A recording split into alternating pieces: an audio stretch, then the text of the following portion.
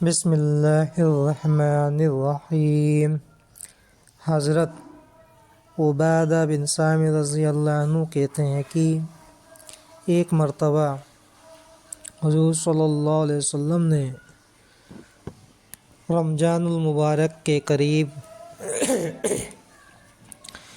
ارشاد فرمایا کہ رمضان کا مہینہ آ گیا ہے جو بڑی برکت والا ہے۔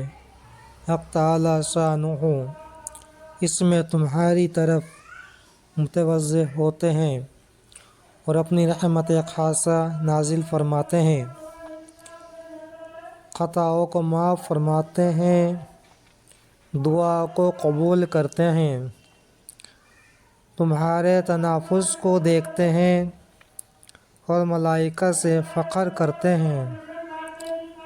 بس اللہ کو اپنی نیکی دکھلاؤ، بد نصیب ہے وہ شخص جو اس مہینے میں بھی اللہ کی رحمت سے محروم رہ جاوے۔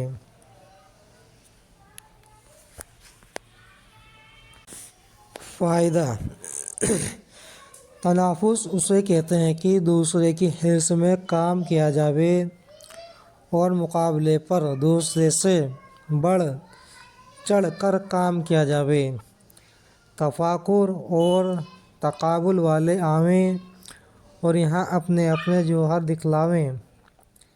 فخر کی بات نہیں، تحدیث بن نعمت کے طور پر لکھتا ہوں، اپنی نااہلیت سے خود اگرچہ کچھ نہیں کر سکتا مگر اپنے گھرانے کی عورتوں کو دیکھ کر خوش ہوتا ہوں کہ اکثروں کو اس کا اہتمام رہتا ہے کہ دوسری سے تلاوت میں بڑھ جاوے۔ خانگی کاروبار کے ساتھ 15-20 پارے روزانہ بے تکلف پورے کر لیتی ہے۔ حق تعالی شانہ اپنی رحمت سے قبول فرماوے اور زیادتی کی توفیق عطا فرماوے۔ نبی کریم صلی اللہ علیہ وسلم کا ارشاد ہے کہ رمضان المبارک کی ہر شب و روز میں اللہ کے یہاں سے جہنم کے قیدی چھوڑے جاتے ہیں اور ہر مسلمان کے لیے ہر شب و روز میں ایک دعا ضرور قبول ہوتی ہے۔ فائدہ: بہت سی روایت میں روزہ دار کی دعا کا قبول ہونا وارد ہوا ہے۔ بعض روایت میں آتا ہے کہ افطار کے وقت دعا قبول ہوتی ہے، مگر ہم لوگ اس وقت کھانے پر اس طرح گرتے ہیں کہ دعا مانگنے کی تو کہاں فرصت، خود افطار کی دعا بھی یاد نہیں رہتی۔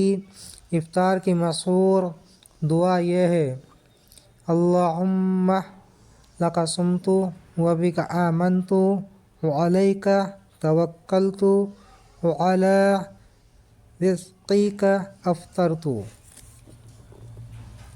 ترجمہ: اے اللہ، تیرے ہی لیے روزہ رکھا اور تجھ ہی پر ایمان لایا ہوں اور تجھ ہی پر بھروسہ ہے، تیرے ہی ذکر کے افطار کرتا ہوں۔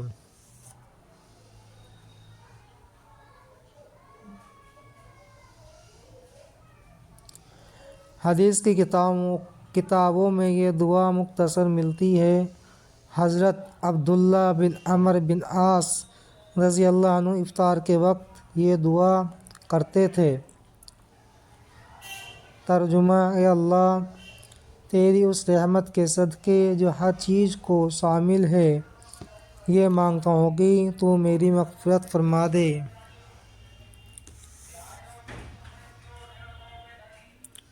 اور بھی متعدد دعائیں روایت میں وارد ہوئی ہیں، اگر کسی دعا کی تخصیص نہیں، اجابت دعا کا وقت ہے۔ اپنی ضرورت کے لیے دعا فرماویں، یاد آ جاوے تو اس سیاہ کار کو بھی شامل فرما لیں کہ سائل ہوں اور سائل کا حق ہوتا ہے۔ چشمہ فیض سے گر ایک اشارہ ہو جائے، لطف ہو آپ کا اور کام ہمارا ہو جائے۔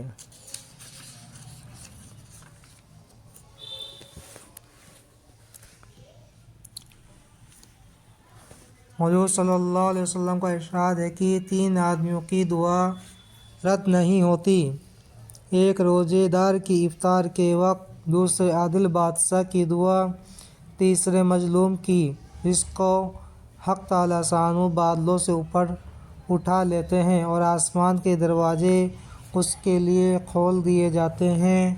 ارشاد ہوتا ہے کہ میں تیری ضرور مدد کروں گا، کسی مصلحت سے کچھ دیر ہو جائے۔ فائدہ: درود منصور میں حضرت عائشہ رضی اللہ عنہا سے نقل کیا ہے، جب رمضان آیا تھا تو نبی کریم صلی اللہ علیہ وسلم کا رنگ بدل جاتا تھا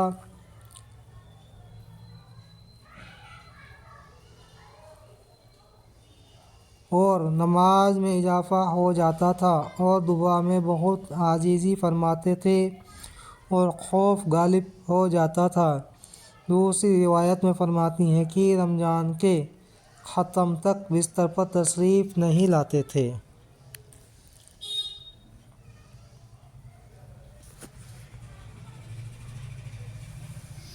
ایک روایت میں ہے کہ حق تعالیٰ شانہ رمضان میں عرش کے اٹھانے والے فرشتوں کو حکم فرما دیتے ہیں کہ اپنی اپنی عبادت چھوڑ دو اور روزے داروں کی دعا پر آمین کہا کرو۔ بہت سی روایات سے رمضان کی دعا کا خصوصیت سے قبول ہونا معلوم ہوتا ہے اور یہ بے تردد بات ہے کہ جب اللہ کا وعدہ ہے اور سچے رسول کا نقل کیا ہوا ہے تو اس کے پورا ہونے میں کچھ تردد نہیں، لیکن اس کے بعد بھی بعض لوگ کسی غرض کے لیے دعا کرتے ہیں مگر وہ کام نہیں ہوتا تو اس سے یہ نہیں سمجھ لینا چاہیے کہ وہ دعا قبول نہیں ہوئی، بلکہ دعا کے قبول ہونے کا معنی سمجھ لینا چاہیے۔ اللہ تعالی عمل کرنے کی توفیق عطا فرمائے۔